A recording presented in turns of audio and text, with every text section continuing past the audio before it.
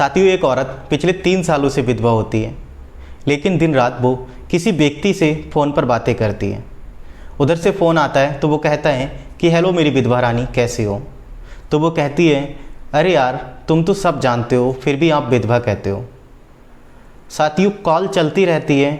वो औरत अपने सारे कपड़े चेंज करती है, सफ़ेद साड़ी निकालती है, फिर लाल साड़ी पहनती है, श्रृंगार करती है, सिंदूर लगाती है, ओवरऑल बहुत सारा श्रृंगार करती है जो एक सुहागिन औरत करती है। और ये सब करने के बाद वो वीडियो कॉल पर शुरू हो जाती है, लेकिन उन्हें बिल्कुल पता नहीं होता है उनकी ये करतूत कोई तीसरा व्यक्ति भी देख रहा है। साथियों, एक सच्ची घटना है, और इस सच्ची घटना में कैसे एक परिवार का जो है वो विनाश हो जाता है वो भी हम जानेंगे वीडियो के लास्ट तक। तो आप अगर चैनल पहली बार है तो चैनल को सब्सक्राइब कर लें, वीडियो को लाइक कर दें और दोस्तों के साथ शेयर कर दें। साथियों, एक कहानी है उत्तर प्रदेश की गोंडा ज़िले की।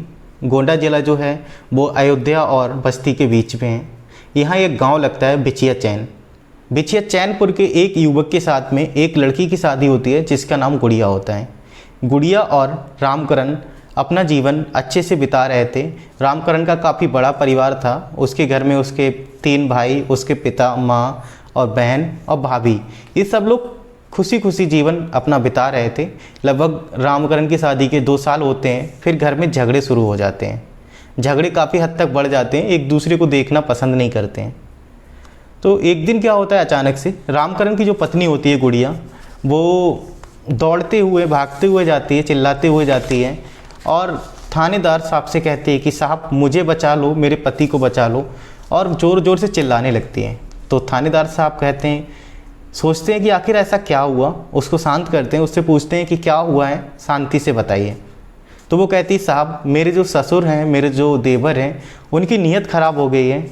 मेरे जो जायदाद है वो सब अपने नाम कराना चाहते हैं, और मेरे पति ने इस पर सवाल उठाए, इस पर बातचीत की, तो उन्होंने क्या किया है कि उनको मार दिया है, और उनकी लाश जो है वो ना जाने कहाँ दफना दी है। उनकी जो लाश है उन्होंने वो गायब कर दी है, लाश नहीं मिल रही है, मैं जान बचा करके यहाँ आई हूँ। तो ये बताने के बाद जो थानेदार साहब होते हैं वो भी परेशान हो जाते हैं, वो भी सोचने लगते हैं कि ऐसा कैसे हो सकता है। फिलहाल वो FIR दर्ज कर लेते हैं और उसके परिवार वालों पे कड़ी कार्रवाई करते हैं। उनको गिरफ्तार किया जाता है, पूछताछ की जाती है।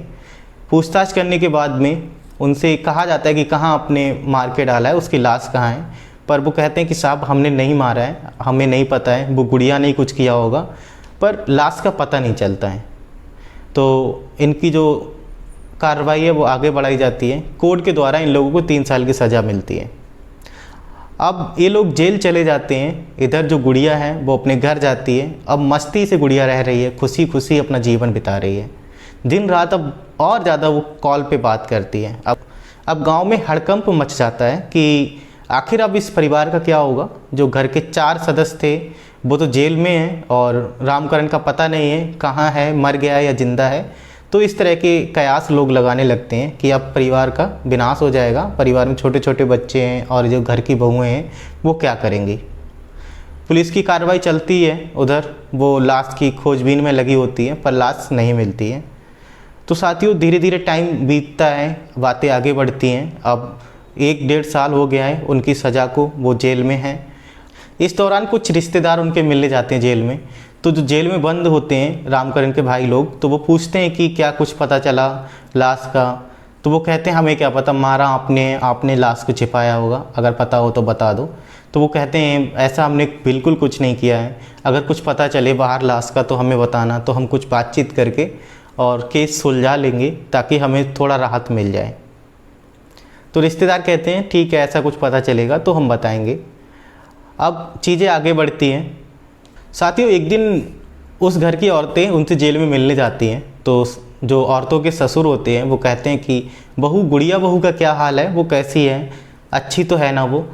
तो वो औरतें कहती हैं कि आप उसको गुड़िया बहू कह रहे हो, वो तो जब से रामकरण गायब हुए हैं तब से बहुत खुशी रहती है और ना जाने किस से वीडियो कॉल पर बातें करती है। तो वो कहते हैं कि अब घर जाओ तो देखना कि वो किससे बातें कर रही है, छिप छिप कर सुनना क्या बातें होती हैं। तो वो लोग घर जाते हैं। अब वो घर जाने के बाद में जो औरतें हैं वो सुनती हैं, तो गुड़िया की जब कॉल आती है और कॉल चलती रहती है, वो सारे कपड़े चेंज करती है, पूरा श्रृंगार करती है और फिर वो शुरू होती है वीडियो कॉल पर। तो पूरी पूरी रात उसकी बातें होती हैं। तो 2-3 दिन लगातार इन औरतों ने वो सारी चीज़ें देखी, पर वो बातें तो सुन पा रही थी क्या बातें हो रही हैं, पर वो सामने वीडियो कॉल पर कौन है वो नहीं देख पाती हैं। वे सभी औरतें थाने पर जाती हैं और थानेदार साहब को ये चीज़ें बताती हैं। तो वो क्या करते हैं कि इन चीज़ों को संज्ञान में लेते हैं और गुड़िया को थाने में बुलाते हैं। गुड़िया से कहते हैं कि गुड़िया तुम किससे बातें करती हो, कौन व्यक्ति है वो, हमें बताओ। तो गुड़िया कहती है कि साहब आप एक विधवा पर आरोप लगा रहे हैं, आप एक हिंदुस्तानी औरत का मजाक बना रहे हैं, अपमान कर रहे हैं, आपको भगवान भी माफ़ नहीं करेगा। थानेदार साहब परेशान हो जाते हैं, क्या करें कैसे करें।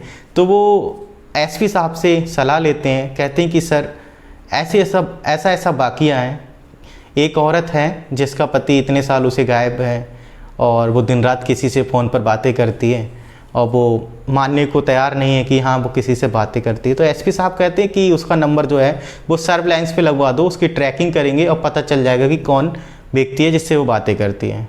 तो ऐसा ही होता है साथियों, एक टीम गठित की जाती है और उसका नंबर जो है वो सर्विलांस पे लगवाया जाता है और ट्रैकिंग की जाती है। तो जब ट्रैकिंग होती है तो पता चलता है कि वो जिससे बातें कर रही है वो व्यक्ति गुजरात का है।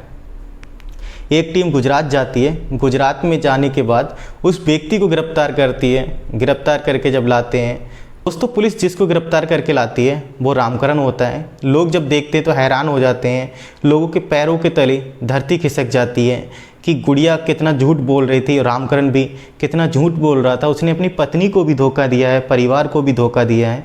तो इस तरह से जब पुलिस को पता चलता है कि यही रामकरण है तो गुड़िया को भी बुलाया जाता है और गुड़िया रामकरण से दोनों से पूछा जाता है कि ऐसा क्यों किया तुमने। अभी तक लोग सच्चाई नहीं जानते हैं कि सच्चाई क्या थी इसके पीछे की। तो वो बताते हैं कि हमारे घर में झगड़े बहुत होते थे, भाई लोग परेशान करते थे, तो हम दोनों ने ऐसा षड्यंत्र रचा कि हम अपने परिवार वालों को जेल भेज देंगे और वो सब जेल में होंगे तो हम घर पर एंजॉय करेंगे और दोनों लोग खुशी खुशी अपना जीवन बिताएंगे। तो इस तरह से वो लोग बताते हैं। और तो पुलिस क्या करती है कि कोर्ट का अपमान करने के आरोप में गुड़िया और रामकरण को सज़ा सुनाती है और जो 4 लोग पहले से सज़ा काट रहे होते हैं करके उनको रिहा करती है, उनसे माफ़ी मांगती है। तो साथियों आज के समय पे भी इतने गिरे हुए लोग हैं जो अपनी खुशियों के लिए अपने परिवार को, अपने सगे संबंधियों को इस तरह से परेशान करते हैं, इस तरह के दिन दिखाते हैं। तो साथियों आई थिंक आपको ये कहानी पसंद आई होगी, ये स्टोरी पसंद आई होगी।